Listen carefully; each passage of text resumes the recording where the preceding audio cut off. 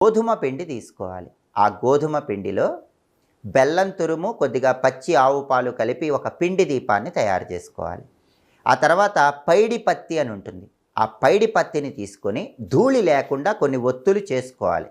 స్వయంగా ఒత్తులు చేసుకొని ఆ ఒత్తులు ఈ గోధుమ పిండి దీపంలో వేసి ఆవు నెయ్యి కానీ నువ్వుల నూనె కానీ పోసి శివాలయ ప్రాంగణంలో లేదా విష్ణు ఆలయ ప్రాంగణంలో లేదా నదీ తీరంలో లేదా రావి చెట్టు దగ్గర లేదా తులసి కోట దగ్గర లేదా ఉసిరిక చెట్టు దగ్గర లేదా మర్రి చెట్టు దగ్గర లేదా మీ గృహంలో అయినా సరే ఆ దీపాన్ని దానం ఇచ్చుకోవచ్చు. ఇలా కార్తీక మాసంలో దీపాన్ని దానం ఇస్తే శివకేశవుల సంపూర్ణమైన అనుగ్రహం కలుగుతుంది. అయితే కార్తీక మాసంలో దీపదానం ఎలా చేస్తే ఎలాంటి ఫలితాలు కలుగుతాయో స్కాంద పురాణం వైష్ణవ ఖండంలో చెప్పారు. కార్తీక మాసంలో ఒక దీపాన్ని వెలిగించి దానం ఇస్తే చిన్న చిన్న పాపాలన్నీ తొలగిపోతాయి. 10 దీపాలు వెలిగించి దానం ఇస్తే మహాపాపాలన్నీ తొలగిపోతాయి. 100 దీపాలు